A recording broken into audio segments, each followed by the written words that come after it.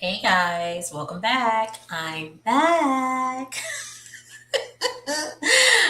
So yes, y'all see me, I'm back. So I took a week off for my birthday. Don't judge me. But I'm back to talk about Beyond the Gates season 2, episode 45. So before we begin, make sure you guys are liking, subscribing, and turning on your post notifications so you'll know whenever I post. All right. So we start the episode off with Chelsea helping Naomi find something to wear because they're about to go to uptown and they're going to meet Ashley and just have like a little girls night or whatever. So as Chelsea is finding an outfit for Naomi to wear, she Naomi asked her about Kat and she's just like, "Oh yeah, we still haven't talked." And Naomi's just like, "Yeah, nah, you need to go talk to Kat. Y'all need to make up, and I'm gonna see you when I see you because you and Kat, y'all need to work out whatever it is that y'all are working out. So I'm gonna call Ashley and let her know it's just gonna be me and her, and you need to go and find Kat, and y'all need to make up and quit playing around." So we see Samantha. We see Smitty and Samantha. He is helping her with an assignment, and he's going over, her paper or whatever, because he's a he's a writer, a reporter, or whatever. So he's helping her with her paper for the assignment that she's doing. So he gets distracted. He gets distracted because he gets a call from Jacob, and Jacob is basically telling him, "Yo, I met who the courier is. It's Grayson, and that was his connect. And Grayson is dating Ashley, and he don't know what to do. And they got to figure out what to do. And it's just like, Jacob, why are you calling Smitty with this? Call your dad, the police." Like, why are you?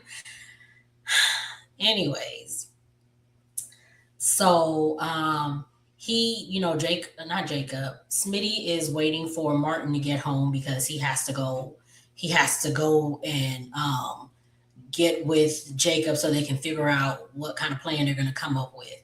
We see Martin, he is at the club and he is getting a cheesecake for Samantha for, doing whatever she's doing or whatever.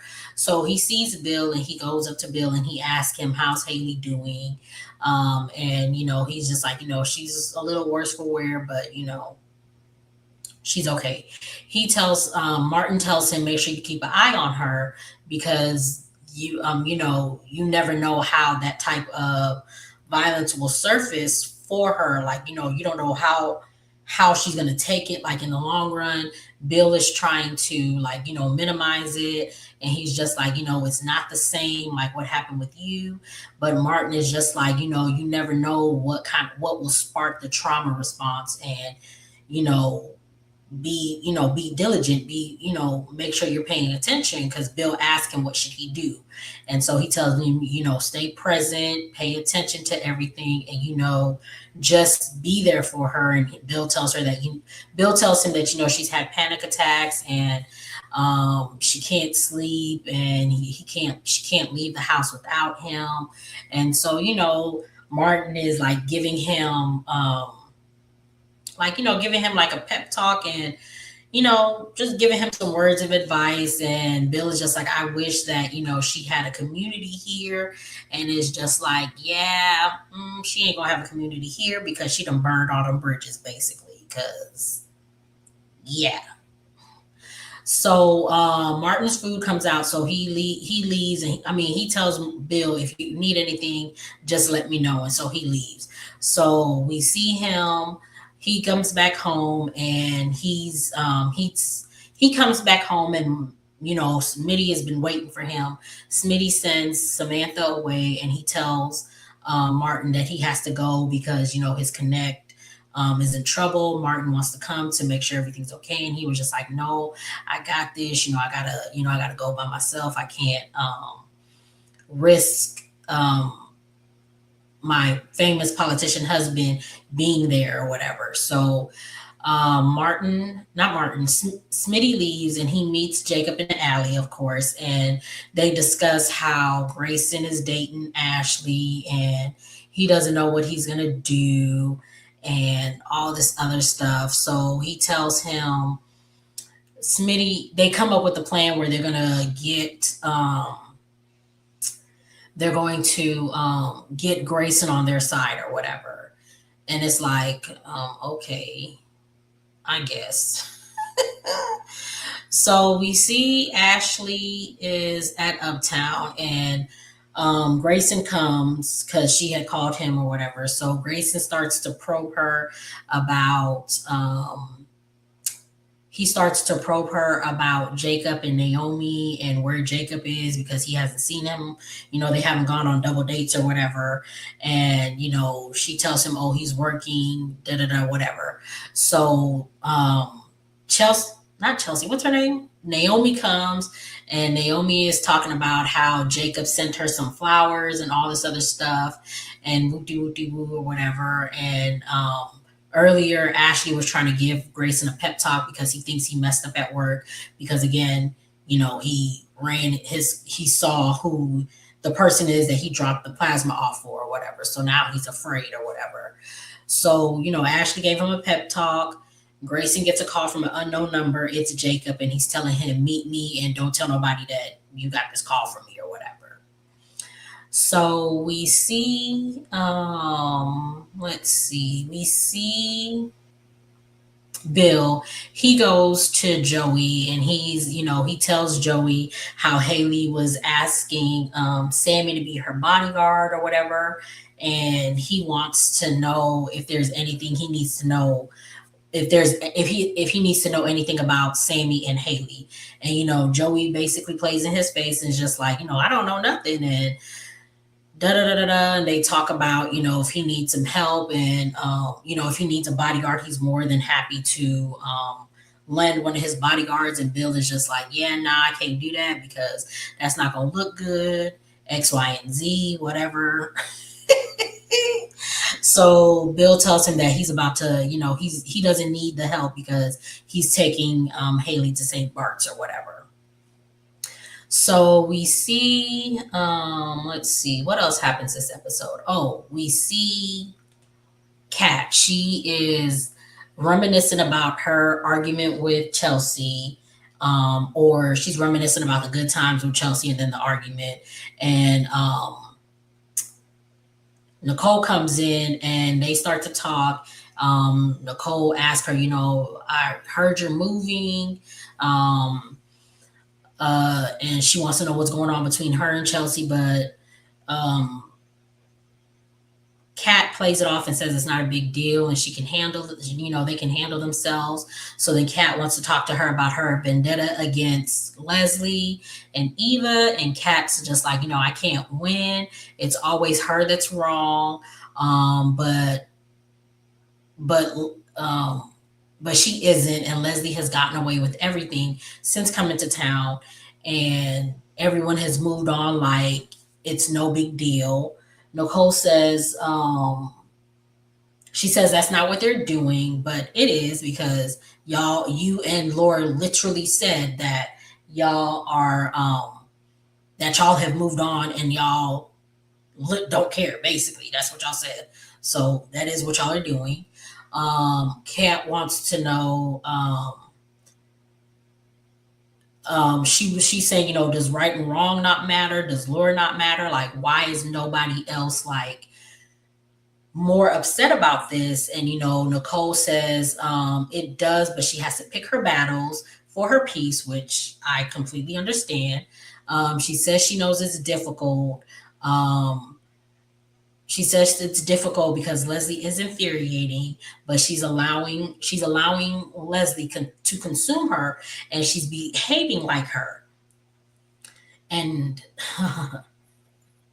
so I will say, I get where Nicole was coming from.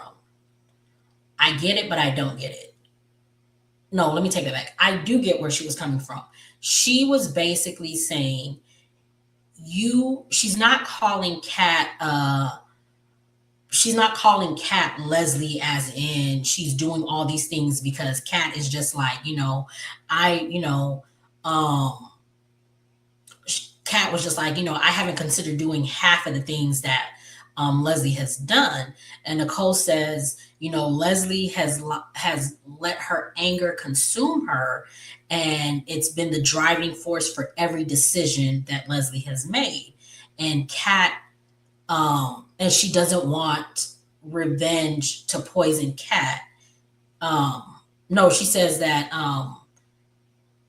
she says Kat wanting revenge has poisoned her, and she doesn't want that to happen. No, she said that Leslie wanting revenge has poisoned her, and she doesn't want that to happen to Kat. So that's where I get where she's coming from, because yes, even though Kat does not think about them all the time, it's not like she's always talking about them. She only talks about them when it is brought up to her or she sees them. She'll say something. But at the same time, it's just like you do let it consume you. And it's the only reason why I feel this way is because everyone is always saying that, oh, Kat is turning into a different person. Kat is doing this. Kat is doing that. Although I don't see it, I don't think she's changing because she's been the same as she's been. But if I'm going to go along with what the dialogue is telling me, I've only known Kat for a year. These people have known her whole life. And if that's what they're saying, then I'm going to have to run with it. And Kat, you are, it's a lot. Like, I don't want Kat to have her foot planted firmly on Leslie and Eva's neck. Like, I don't want her to let up until something is done where they get caught for what they did or something happens. But until then, Kat needs to let up. She does not need to let it always consume her. Like, and I hate this because it's just like Kat has no one to talk to regarding this situation. Everyone always brushes her off. And it's just like, oh, Kat, you'll be okay. Da da da da da. You talk too much about them. Da da da da da. And all this other stuff. But it's just like Kat has been telling y'all about Eva this whole time. And when the ish hit the fan, nobody told her, you were right, we were wrong about her. Instead, everyone gave Eva grace. And they made it seem like Eva wasn't a willing participant, or she was doing this bidding because of her mom. And it's just like, yes, in one instance, yes, Eva was doing this bidding because of what her mom was telling her. But at the same time, Eva is a grown woman. She can think for herself, and she still decided to do what she did, even though she tried to stop it at the very last minute. She still decided to move forward with this plan to embarrass Nicole. For what? Because at the end of the day, you were taught that Ted didn't want you. Did you think that, like, I don't like, because from when this first started, it was always Ted did this, Ted did that, da da da da da da da da da da. It was never Nicole did this to make Ted do this. So once you found out who Ted and Nicole were and how they were as people, you were having second thoughts, but you still pushed forward to embarrass them in what should have been a special night for them, because you, at the end of the day, still wanted to get back at Ted, but you got back at Nicole, really, because Ted wasn't really embarrassed. It was Nicole that was embarrassed. It was Nicole's life that fell apart. Ted picked up right away because he was helping her the very next day. So it was just like, yeah. So I get, again, where she was coming from. I don't want it to consume Kat because, again, she has no one. No one's on her side. So she's always going to be looked at the bad person for saying anything about this.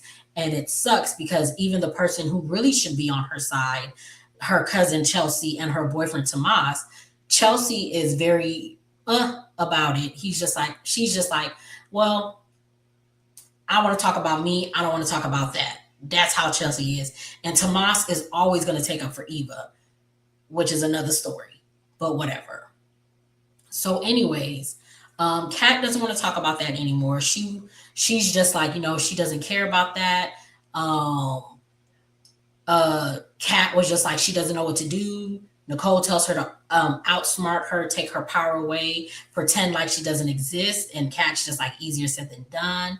Um, Nicole tells her to focus on the good in her life, and Kat's just like, all of the good in my life centers Chelsea, so, and they're not in a good place, so what can she focus on? So Nicole tells her about a story about a time when she was pissed at Danny because Danny wanted to leave to go modeling, and Nicole had just broken up with her boyfriend, and she wanted Danny to be there for her, but Danny wanted to live her life. So Nicole realized that she was being selfish, and she just wanted to come home from the summer because she was away at college, and she wanted everything to be the way it was, but Danny had other plans, and Nicole had to get outside of her mind and let her sister do her. And she was just like, that was something that Danny needed. And Kat said she hears her and she'll talk to Chelsea. So we see Kat and Chelsea. They meet at Orphe Jeans and they make up, and they are, happy that they make up. They, decide everything is copacetic. Kat's like, I'm going to be the best maid of honor that ever maid of honor. Chelsea is excited and she's just like, oh, since this is all good, you can come home. And Kat's just like, yeah, no, that didn't change. I'm still moving out, but we good. So, that's how that ends. So we see Joey and Vanessa, and they talk about the clinic announcement. And how it was a good idea that she picked Derek or whatever. So she wants him to meet Deanna, and he's just like, yeah, I don't think that's a good idea. She's still grieving her dad. Yeah, her meeting her mom's new boyfriend ain't what's up. Vanessa ain't listening. She's just like, whatever, basically. And Vanessa is a terrible mama. The fact that Joey is telling her what is wild, but whatever. So Vanessa tells him, think about it because she ain't giving up. She wants Deanna to meet him, and that's what it is. And she's like, you gonna meet my daughter, basically. And what else happens? Yeah, she tells him, she'll give him a few days to think about it. She kisses him and she leaves, and she goes to meet who's she gonna meet? She went to go meet God, what's her name? What is her name? Nicole. She goes to meet Nicole at the club, and she wants to know, Lord, what happened? Um, Vanessa wants to know about her and Kyle and their escapades that they did or whatever. And give me 1 second. I'm sorry. I thought I had this picture in here. Let's get this picture here now.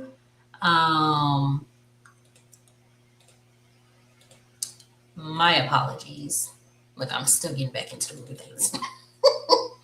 So Vanessa meets Nicole at the club, and they're talking about her escapades and all of this stuff. And Nicole was talking about, their double date and how she doesn't want to go, but Vanessa is holding her to it. They talk about she talks about how she wants Vanessa to meet. Vanessa tells Nicole that she wants Joey to meet Donnell and Deanna, and Nicole is just like, "There's no rush," and she's just like, yeah, there's a rush. And Nicole is just like, "Girl, slow down. It ain't that serious." But of course, Vanessa isn't listening. And girl. So yeah, so that was the episode. Yeah, that was a little cute little 1-2 episode. Make sure you guys are liking, subscribing, turn on your post notifications so you'll know whenever I post. Get down in the comments, tell me what you guys thought of this episode, and I will see you guys in the next one.